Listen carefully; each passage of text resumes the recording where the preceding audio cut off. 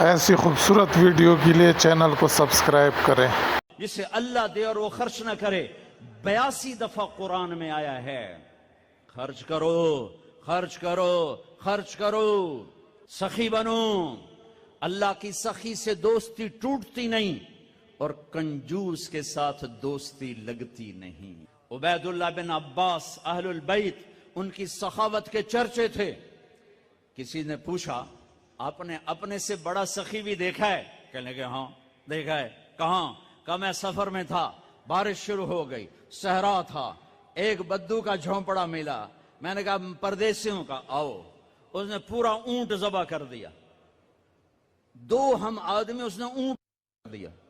میں حیران پریشان، پورا اونٹ ذبح کر دیا، ہمیں کھلایا، بارش چل رہی، اگلے دن دوسرا ذبح کر دیا۔ اور میں کہ حالی تک کل اللہ اتنا گوشت پہ آئے تے اے کیوں کیتی جانا ہے؟ میں پرانے نو کدی بیا گوشت نہیں کھوایا تازہ، میں نے مہمانوں کو کبھی باسی نہیں کھلایا۔ تیسرا دن آیا، بارش تھی، تیسرا اونٹ ذبح کر دیا۔ کہ میں 7 دن بارش ہوتی رہی، میں وہاں پھنسا رہا، روزانہ نیا اونٹ ذبح کر کے مجھے کھلاتا رہا۔ انہیں کتنا کھاونا ہے؟ 1 سیر 2 سیر؟ کہ بس یہ ہم سکھا لیں گے۔ میرا مہمان باسی روٹی نہیں کبھی کھایا کرتا، کہ وہ مجھ سے بھی بڑا سخی تھا۔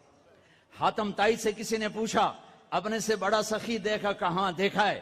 ایک رات سفر میں تھا، رات ہوئی، ایک نوجوان بدو کے گھر اترے، اس نے بکرا ذبح کیا اور اس کا گوشت بنایا، اس کی سری لایا تو میرے منہ سے نکلا سری بڑی بڑھیا بنی ہوئی ہے۔ اس کے بعد ہمیں نہیں پتا، اور اس سریاں لا کے بھون کے کھلاتا رہا، کھلاتا رہا، کھلاتا رہا۔ جب صبح ہوئی تو ہم نے دیکھا 100 بکرے ذبح کر کے ہمیں کھلا دیے تھے۔ کل کائنات اس کی 100 بکرے تھے، میں کہا ایک ہی کی تھی، لیکن پرانے دا شوق تو پورا کرنا ہے نا۔ تو کہنے لگے حاتم تائی، میں نے کہا اس کو 100 اونٹ انعام دے دیے جائیں۔